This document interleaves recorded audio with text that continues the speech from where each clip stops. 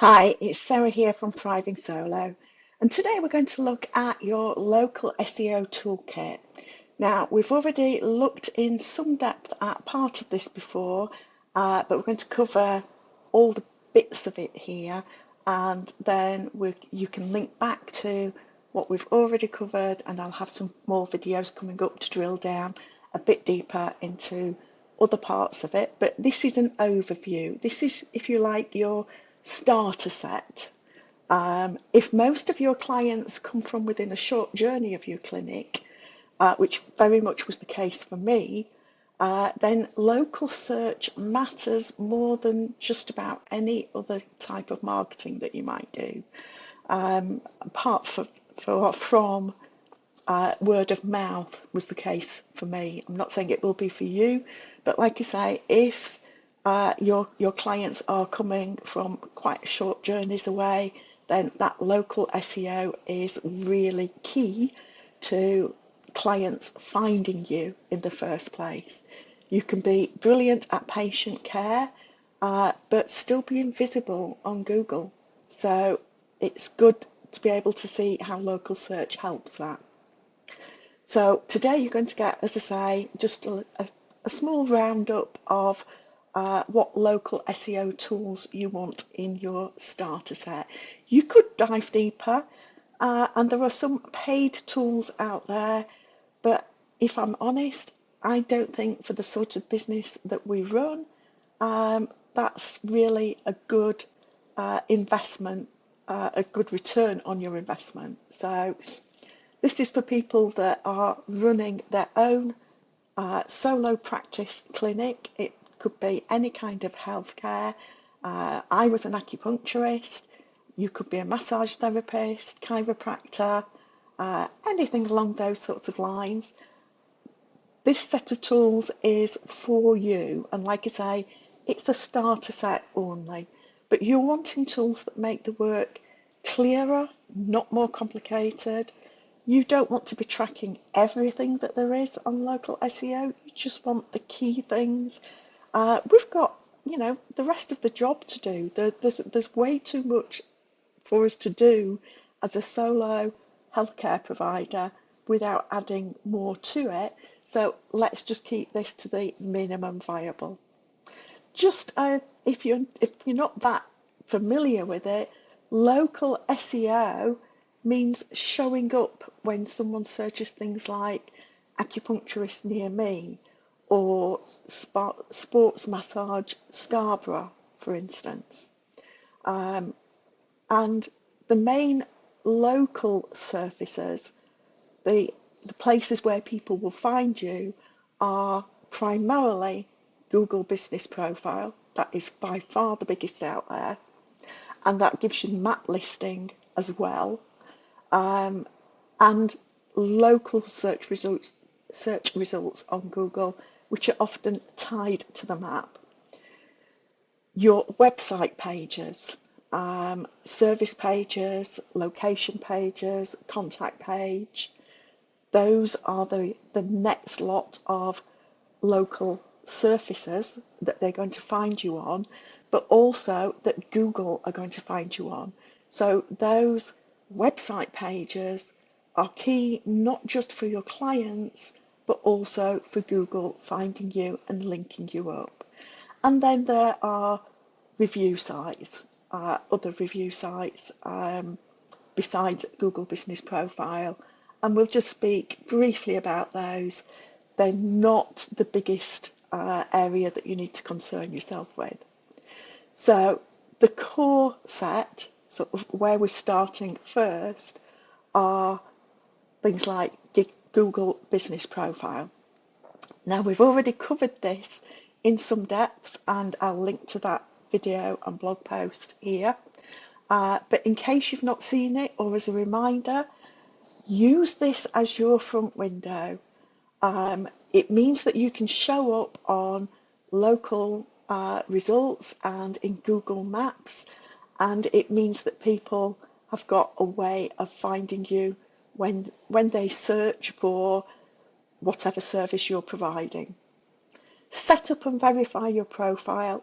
Don't skip this step. It is the base layer. It's the absolute minimum that you need. So you need to make sure that the following details are accurate and match your website, and you need to have your business name, keep it consistent. You need to have your address and service area, phone number, website link, and opening hours. You need to pick the primary category. You need to add the primary service or services that you provide, and add a few photos, just some key ones that show your clinic entrance so that people know that they've arrived at the right place, your treatment rooms so they can see that they're clean, calm and real, and a photo of yourself, because a friendly face improves clicks, and it also again means that people know they've turned up at the right place when they spot you. It's great if you can post a few updates now and again, but the basics need to be there first. Now, a few review and reputation tools are good to add in. Google reviews, again, built into that Google business profile. It's free, and so that's the first one that you want to make sure you've got, and that you've got a link to it. When we set up the Google business profile, we can grab that link and we can pass it on to our clients. Ask at the right time, give them a simple prompt, and again, we've covered in another video how to get reviews. You can add a few other directories that will help you be found in local searches as well. The Google business profile is the key one. Now, for the other tools that I'm going to discuss, we're going to come back to these over the coming weeks and dive deeper, as we have done with Google business profile, with our getting reviews and online reputation management. But for now, I'm just going to cover a few of the website basics. I really recommend that you have two particular online tools to support your business: a website, even just a one-page one, and an email list. Now, the reason is that you own these. Wherever else you are on the internet, Facebook, TikTok, Instagram, any of these, all of the other platforms are owned by someone else. And that means that you can get kicked out or locked out, accidentally locked out even, and still lose all access to your clients through those social media. So it's definitely 100%, it can be worth having them if that's where your clients are.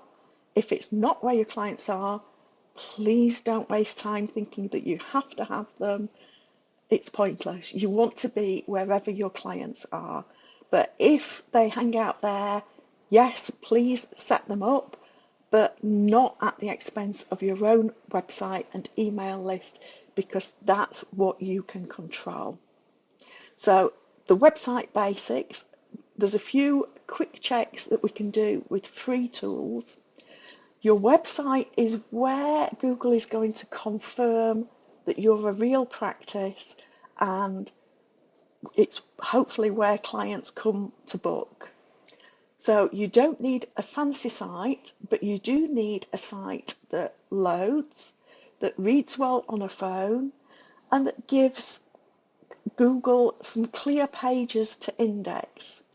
By having those, Google, as I say, knows that you're a real business. So the free tools that are enough for most solo clinics include Google Search Console, Google Analytics, and I would also say it's worth doing just a little keyword and competitor research to help out with all of these things. So Google Search Console, it shows what pages are indexed, what queries you appear for, and if Google can crawl your pages. And if Google can't crawl your pages, it's going to have problems pushing your visibility in that local search. So it's great for being able to identify if there's any problems that are blocking visibility. Like I say, Google Search Console is free, and you can use it to see what searches are bringing people to your site. So you can find out the real things that people type in that end up with them finding you. You can have a look at what queries they're using, and then you can reflect those words in your messaging. You can see which pages people are clicking on. You can find out from that why they're picking those pages. Are the pages that you really want them to see that they're not clicking on? And in that case, is that because your messaging doesn't direct people to those pages? It can give sort of location flavored searches. You can find out, are they putting in the town? Are they putting in near me? If you've got a service page that is ranking but gets few clicks, then that's worth tweaking the title and the intro to encourage people to actually click through. If you've got a page that gets clicks but not calls, you're not getting bookings, then make sure those booking steps are crystal clear. So Google Analytics, we're at Google Analytics 4 at the moment. This tells you what traffic is doing and whether it turns into actions. So it lets you know about form submits, phone clicks, booking link clicks, and you can use it to track what people do after they land on your website. You can set it up on key actions, even some basic ones help. The booking button clicks, the contact form submits if you're using those. So look at traffic from organic search. You want to see what people are actually using for that organic search so that you can get more of them, get more visibility that way. What are your top landing pages? Your local pages should be showing up here. Now, there's a couple of other things that it's worth checking when you're doing your website basics. Again, local SEO tools. You can have a look at PageSpeed Insights. So this gives what your mobile and desktop speed scores are and explains what's slowing you down. So if people land on your page and then it's really slow to load, they're probably going to click away. So you want to make sure that your page speed is, fairly reasonable. A simple mobile check. Open your key pages on your phone, a friend's phone if you can, so that it's not picking up your sort of when you're using it to load information in. If text is tiny or buttons are fiddly or your booking link is hard to find, then fix those things first. Now, I mentioned about keyword and competitor research. Keywords are important because they affect how people search and what terms they use. And this can vary according to the client group that you're serving. 20-somethings use very different terms for search to those over 50 years old. But local search terms can also vary with your geographical location. You know what sort of language people tend to use in your area, but using a little bit of keyword analysis and competitor research can really help you target and drill down to exactly the words people are using. So you can use Google itself. It's free and there's such a host of information there. You can use autocomplete to start typing in, say, acupuncturist Scarborough, and see what it auto-completes with. Use the people also ask for frequently asked question ideas, things that you can include in your frequently asked questions, and also so that you know what it is people are going to be interested in when they turn up for their consultations. Use related searches at the bottom for more keyword phrasing. Check when you do your Google business profile, have a look at the map pack that is produced and have a look at the competitors that are coming up with your listing. What categories do they use? What services do they list? Don't copy them, but just use them as a guide. You question, okay, they're using this. Would it be appropriate for me? Or is there something else that actually fits my business better? Have a look at how many reviews they have and what sort of things people mention in those reviews.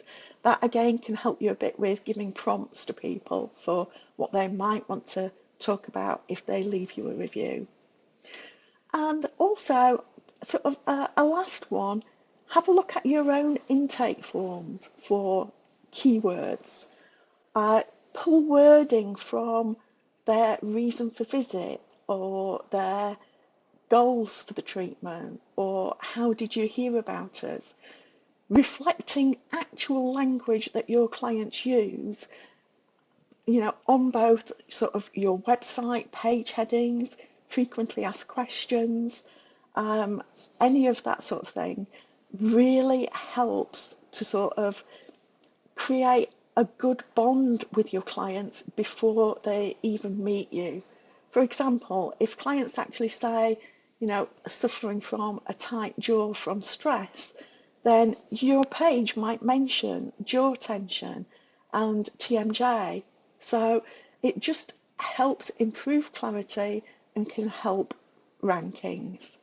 So my sort of tech stack to start you off with local SEO, the three things that I recommend straight off are Google Business Profile, Google Search Console, Google Analytics, PageSpeed Insights, and any of the sort of free keyword tools, like I say, things that are already within your own practice and also Google.